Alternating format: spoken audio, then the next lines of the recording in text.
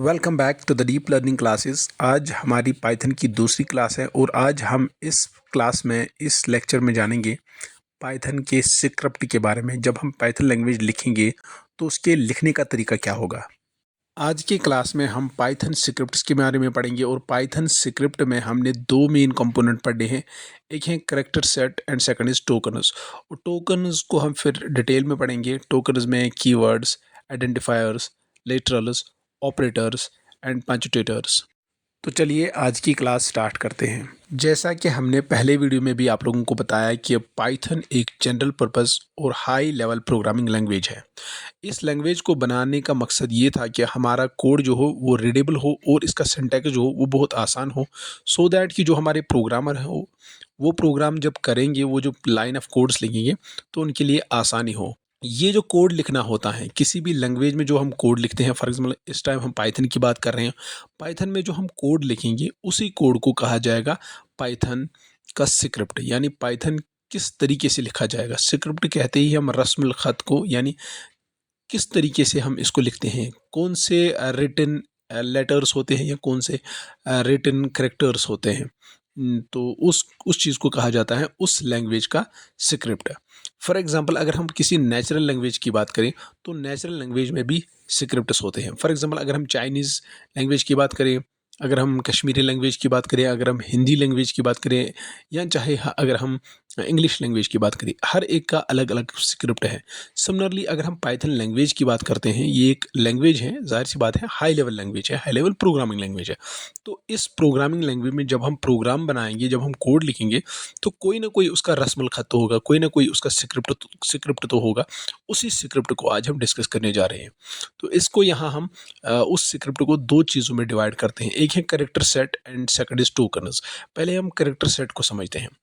Character set क्या होता है। जब भी हम किसी लैंग्वेज, हम फॉर एग्जाम्पल हम बात करेंगे पहले नेचुरल लैंग्वेज की। जब हम नेचुरल लैंग्वेज की बात करें तो नेचुरल लैंग्वेज कोई भी हो तो उसके पहले हम हरूफ पढ़ते हैं। फॉर एग्जाम्पल अगर हम ए बी इंग्लिश लेते हैं तो वहाँ हम लेटर्स पहले पढ़ते हैं ABCD। अगर हम उर्दू लेते हैं तो उर्दू में पहले हम पढ़ते हैं अलिफ बा। ठीक है। तो ऐसे ही अरबी में भी अलिबा आता है। ठीक है। तो इस तरीके से हर किसी चीज़ के करेक्टर्स होते हैं, यानी हर किसी के लेटर्स होते हैं, या जिन्हें हम हरूफ कहते हैं। तो सिमिलरली यहाँ पाइथन के भी एक सेट है जिसे हम कहते हैं करेक्टर सेट। सो पाइथन लैंग्वेज के लिए भी हमने हरूफों का एक मजमुआ तैयार किया है जिसे हम कहते हैं करेक्टर सेट, जिससे हम इस पाइथन लैंग्वेज के करेक्टर्स को डिफाइन करते हैं। वो करेक्टर सेट क्या है, आगे देखते हैं। आइए अब जानते हैं पाइथन करेक्टर सेट में क्या है। अगर हम किसी नेचुरल लैंग्वेज की बात करें, चाहे हम उर्दू की बात करें, चाहे हम हिंदी की बात करें, चाहे हम इंग्लिश की बात करें, इन तीन लैंग्वेजों में जो हरूफ होते हैं या लेटर्स होते हैं वही उनके करेक्टर सेट होते हैं। पाइथन के करेक्टर सेट क्या हैं, तो आइए जानते हैं। पाइथन के करेक्टर सेट अल्फ़ाबेट्स हैं, यानी capital A to Z, small a to Z। ये दोनों पाइथन के करेक्टर सेट में आते हैं। और डिजिट्स फ्रॉम 0 to 9। और सिम्बल्स, स्पेशल सिम्बल्स जितनी हमारे कीबोर्ड में होती हैं वो सारी सपोर्ट होती हैं पाइथन करेक्टर सेट में। नेक्स्ट इज़ वाइट स्पेस, यानी जब हम स्पेस छोड़ते हैं तो ये भी करेक्टर सेट का ही हिस्सा है, पाइथन के करेक्टर सेट का ही हिस्सा है।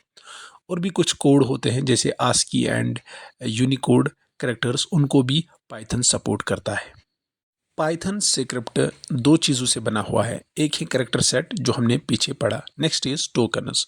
टोकन्स किन्हें कहते हैं, टोकन होता है स्मॉलेस्ट इंडिविजुअल यूनिट। किसी भी प्रोग्राम में, पाइथन प्रोग्राम या किसी और प्रोग्राम की बात करें, वहाँ पे जो इंडिविजुअल यूनिट होगा उसको हम टोकन कहेंगे। जब हम प्रोग्राम लिखेंगे, जब हम कोड लिखेंगे, तो कोड में कोई भी अगर इंडिविजुअल यूनिट होगा उसको हम कोड टोकन कहते हैं। सो हम ये कह सकते हैं हमारे जो स्टेटमेंट्स होते हैं, जो या जो हमारी इंस्ट्रक्शंस होती है प्रोग्राम में, वो बने हुए होते हैं इन्हीं टोकन से।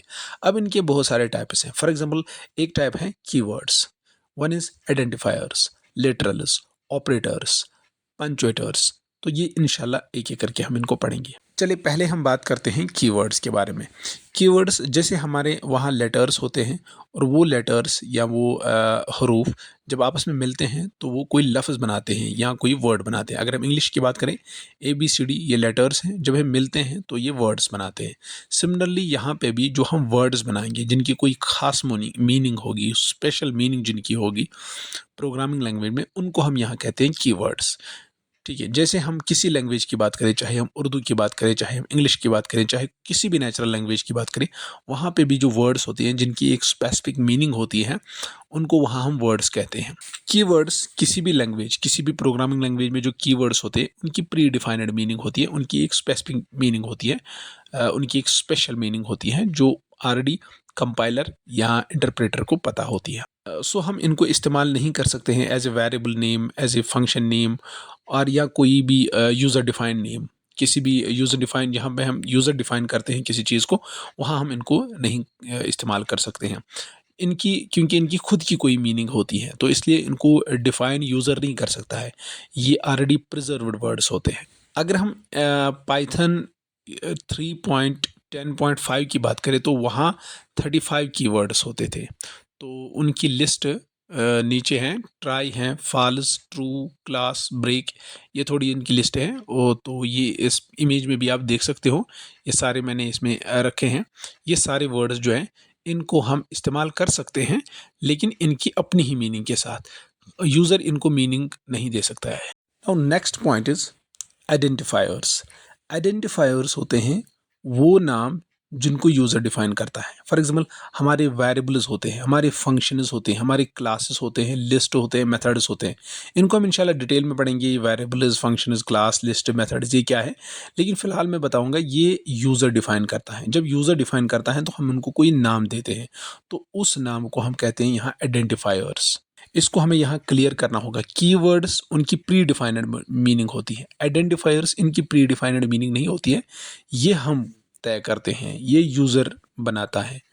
और चूंकि हमारी जो पाइथन लैंग्वेज है ये केस सेंसिटिव लैंग्वेज है, तो इसके लिए इस आइडेंटिफायर को यानी ये नाम देने के लिए हमारे पास कुछ रूल्स एंड रेगुलेशंस हैं जिनको हमें फॉलो करना होता है। पहला पॉइंट है कि जो हमारी जो पाइथन है ये केस सेंसिटिव लैंग्वेज है, तो इसका मतलब है कि अगर हम HELLO लिखेंगे और ये सारा स्मॉल में लिखेंगे और उसके बरक्स मैं लिखूंगा H कैपिटल, बाकी HELLO, ये बाकी स्मॉल लिखूंगा, ये दोनों पाइथन इंटरप्रेटर के लिए डिफरेंट होगी क्योंकि ये केस सेंसिटिव है, ये स्मॉल h और कैपिटल H को अलग अलग समझेगा।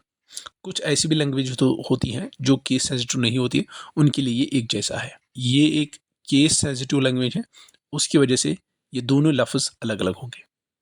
नेक्स्ट पॉइंट है कि जब भी हम आइडेंटिफायर को डिफाइन करेंगे, जब हम आइडेंटिफायर को नाम देंगे तो या तो हम कैपिटल लेटर से उसका नाम दे सकते हैं या स्मॉल लेटर से उसका नाम दे या अंडरस्कोर से। हम इन तीन के अलावा capital letter, small letter, underscore, इन तीनों के अलावा किसी और से हम किसी भी आइडेंटिफायर का स्टार्टिंग नहीं कर सकते। यानी हम किसी सिंबल से किसी को डिफाइन नहीं कर सकते हैं, किसी नेम को डिफाइन कोई नाम नहीं रख सकते हैं with any specific symbol. Similarly हम कोई डिजिट इस्तेमाल नहीं कर सकते हैं स्टार्टिंग में उसके बाद कर सकते हैं, लेकिन स्टार्टिंग में ना हम सिंबल रख सकते हैं ना कोई नंबर रख सकते हैं। सिमिलरली स्पेशल कैरेक्टर या वाइट स्पेसेस को हम स्ट्रिक्टली प्रोहिबिट करते हैं आइडेंटिफायर्स में। और हाँ, आइडेंटिफायर जब हमें डिफाइन करना हो तो वो कीवर्ड भी नहीं होना चाहिए, यानी हम जो हमारा ऑलरेडी कोई कीवर्ड होगा हम कहेंगे हम इसी को आइडेंटिफायर बनाएंगे, तो ऐसा भी पॉसिबल नहीं है। यानी हमारा आइडेंटिफायर कीवर्ड नहीं होना चाहिए, इससे हट के हम नाम बना सकते हैं, कीवर्ड की प्री डिफाइंड मीनिंग है। Next token is literals. Literals और कभी कभार इनको हम वैल्यूज़ भी कहते हैं। ये फिक्स्ड वैल्यूज़ होते हैं या डेटा आइटम्स होते हैं, यानी ये ऐसे डेटा आइटम्स होते हैं या फिक्स्ड वैल्यूज़ होते हैं जो चेंज नहीं होते हैं। और इनके बहुत सारे टाइप्स हैं। फॉर एग्जांपल एक एक करके आते हैं। पहले हम स्ट्रिंग लिटरल की बात करेंगे। स्ट्रिंग लिटरल हम कैसे लिखते हैं, हम कोई भी टेक्स्ट लिख सकते हैं, उस टेक्स्ट को सिंगल कोटेड, डबल कोटेड और ट्रिपल कोट्स में रखेंगे। जब हम इनको कोट्स में रखेंगे तो इसका मतलब वो टेक्स्ट एक स्ट्रिंग बन जाएगी और उसको हम कह सकते हैं स्ट्रिंग लिटरल। फॉर एग्जांपल मैं लिखूंगा कंप्यूटर साइंस, बीच में मैंने जगह छोड़ी, कंप्यूटर फिर स्पेस फिर साइंस, तो इसको मैंने डबल कोटेड में रखा तो ये एक स्ट्रिंग लिटरल बना। ऐसे ही मैंने सैम लिखा, उनको मैंने सिंगल कोट्स में रखा क्योंकि इसमें स्पेस नहीं है, तो इसका मतलब ये एक स्ट्रिंग लिटरल है। सिमिलरली अगर मेरे पास कोई ऐसी एक मल्टी लाइन स्ट्रिंग होगी, यानी बहुत सारी 2-3 लाइन्स होगी, उनको मैं ट्रिपल कोट्स में रखूँगा तो वो मेरे लिए और एक स्ट्रिंग बनेगी, multi line string. In the same way मैं करेक्टर लिटरल भी बना सकता हूँ, यानी मैं सिर्फ एक करेक्टर को A B C, सिर्फ एक लेटर को या एक करेक्टर को क्या कह सकता हूँ, एक स्ट्रिंग बना सकता हूँ, सॉरी एक लिटरल बना सकता हूँ। फॉर एग्जांपल मुझे लिखना है A और उसको सिंगल कोटेड या डबल कोट्स में रखूँगा। जब मैं उनको कोट्स में रखूँगा तो ये एक करेक्टर लिटरल बना, क्योंकि इसमें सिर्फ एक ही करेक्टर है। स्ट्रिंग का मतलब होता है जहाँ पे मोर देन वन लेटर या वन करेक्टर हो। In the same way numeric literals, अगर मैं नंबर्स को लिटरल्स में चेंज करूं, यानी नंबर्स को मैं लिटरल बनाऊं, तो वो मेरे लिए होंगे न्यूमेरिक लिटरल्स। फॉर एग्जांपल अब डिपेंड करेगा कि मैं किस नंबर को बना रहा हूं, मैं इंटीजर वैल्यू को बना रहा हूं, मैं फ्लोट वैल्यू को बना रहा हूं, या मैं कॉम्प्लेक्स बना रहा हूं। यानी इंटीजर का मतलब होता है मेरे पॉजिटिव नेगेटिव नंबर्स जो भी होंगे, ठीक है, यानी जिनमें फ्रैक्शनल पार्ट नहीं होगा। फ्लोट फ्लोट लिटरल होता है जिनमें फ्रैक्शन पार्ट हो गया, यानी रियल नंबर्स का होता है ये, यानी जिनमें फ्रैक्शन पार्ट होता है, तो उनको भी मैं यहाँ लिटरल बना सकता हूँ। और नेक्स्ट इज़ मेरे पास कॉम्प्लेक्स लिटरल, यानी जो मेरे कॉम्प्लेक्स नंबर्स होते हैं जिनमें मुझे रियल पार्ट भी होता है और कॉम्प्लेक्स पार्ट भी होता है। A+B आयोटा, ठीक है, ए होता है रियल पार्ट और बी पार्ट जो है ये कॉम्प्लेक्स पार्ट है। Next literal is Boolean. Boolean literal के दो वैल्यू होते हैं, आइदर ट्रू और फॉल्स, तो ये भी हम लिटरल्स में रखते हैं Boolean values. Next is special literals. For example एक ऐसा स्पेशल लिटरल हमारा होता है जब हमें कुछ नहीं होता में, फॉर एग्जांपल हमारे पास कोई वैल्यू नहीं है या एब्सेंस ऑफ वैल्यू है, तो एट द टाइम हम एक स्पेशल लिटरल लिखते हैं, that is called as none. तो नन उस नथिंग या नो वैल्यू या एब्सेंस ऑफ वैल्यू को डिफाइन करता है। ऐसे हमारे पास लिटरल कलेक्शंस होते हैं। लिटरल कलेक्शंस में हम लिस्ट, ट्रिपल, डिक्शनरी, सेट, ये सारी आते हैं और इनको हम इंशाल्लाह डिटेल में जब हम डेटा टाइप्स पढ़ेंगे तो इनका जिक्र वहाँ हम डिटेल में पढ़ेंगे।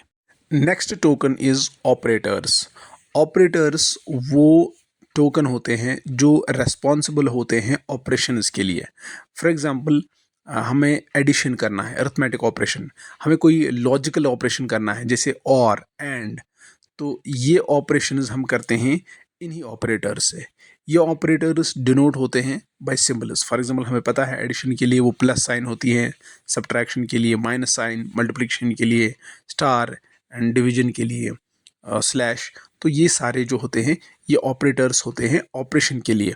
और हमारे पास पाइथन में बहुत ही ज़्यादा ऑपरेटर्स हैं और उनको डिवाइड किया गया है दो चीज़ों में। One is called as unary operator, second is called as binary operator. Unary operator में सिर्फ एक ही ऑपरेंड होता है, यानी जिस पे ऑपरेशन हो, एक ऐसा वैल्यू जिस पे ऑपरेशन हो, तो उसमें सिर्फ एक ही वैल्यू होता है, एक ही ऑपरेंड होता है। लेकिन अगर हम बाइनरी की बात करेंगे तो बाइनरी में हमारे पास दो ऑपरेंड होते हैं जिन पे ऑपरेशन होता है। फॉर एग्जांपल अगर मैं एडिशन की बात करूं तो एडिशन एक बाइनरी ऑपरेटर है, यानी 1+2, 1 और 2 जो है ये दो ऑपरेंड हैं, इन दोनों पे ऑपरेशन हो जाएगा एडिशन का। So addition is a binary operator. ये हम इंशाल्लाह ऑपरेटर की एक अलग वीडियो बनाएंगे पूरी डिटेल के साथ, क्योंकि ये एक लंबा चौड़ा टॉपिक है, इसको हम इंशाल्लाह एक दूसरे वीडियो में देख लेंगे। Now the last token is punctuators. Punctuators यानी स्पेशल सिंबल्स। ये वो सिंबल्स होते हैं जिनके ज़रिए से हम अपने स्ट्रक्चर, अपने स्टेटमेंट्स, अपने एक्सप्रेशंस को ऑर्गेनाइज करते हैं। ये हम इंग्लिश में भी इस्तेमाल करते हैं, किसी भी लैंग्वेज के अपने पंचुएटर्स होते हैं। सिमिलरली हमने भी यहाँ जो हम पाइथन पढ़ रहे हैं, जो एक हाई लेवल प्रोग्रामिंग लैंग्वेज है, यहाँ पे भी हमें पंचुएटर्स की ज़रूरत पड़ती है। पंचुएटर्स से हम कभी कोई ऑपरेशन नहीं करते हैं, ये किसी ऑपरेशन के काम नहीं आते हैं, लेकिन इनकी एक सिमेंटिक मीनिंग होती है कंपाइलर के लिए या इंटरप्रेटर के लिए। जैसे अगर हम बात करेंगे किसी नेचुरल लैंग्वेज की, तो नेचुरल लैंग्वेज में हमारे पास नोट ऑफ इंट्रोगेशन होता है। नोट ऑफ इंट्रोगेशन से पता चलता है कि ये जो आगे बात है ये एक सवाल है। सिमिलरली नोट ऑफ एक्सक्लामेशन, तो इसी तरीके से भी एक मैसेज होता है कंपाइलर के लिए, इंटरप्रेटर के लिए, इनके ज़रिए से, इन पंक्चुएटर्स के ज़रिए से। चलिए जल्दी से रिकैप्चुलेट कर लेते हैं। आज की वीडियो में हमने पाइथन स्क्रिप्ट्स के बारे में पढ़ा, जिसमें हमने कैरेक्टर सेट और टोकन्स पढ़े, और टोकन्स में भी हमने keywords, identifiers, literals, operators and punctuators पढ़े। इंशाल्लाह नेक्स्ट क्लास में अब हम टोकन्स का एक खुसूसी टॉपिक अलग रहा, दैट इज़ ऑपरेटर्स, जिसको मैंने बताया कि ऑपरेटर्स हम इंशाल्लाह डिटेल में पढ़ेंगे। ऑपरेटर्स में arithmetic operators, assignment operator, comparison operator, logical operator, identity operator, membership operator, bitwise operator, इन तमाम ऑपरेटर्स को इंशाल्लाह नेक्स्ट क्लास में कवर करते हैं। दीजिए तब तक के लिए इजाज़त इस ब्यूटीफुल कोट के साथ। सक्सेस विदाउट एनी लॉस, सांप भी मरे लाठी भी न टूटे।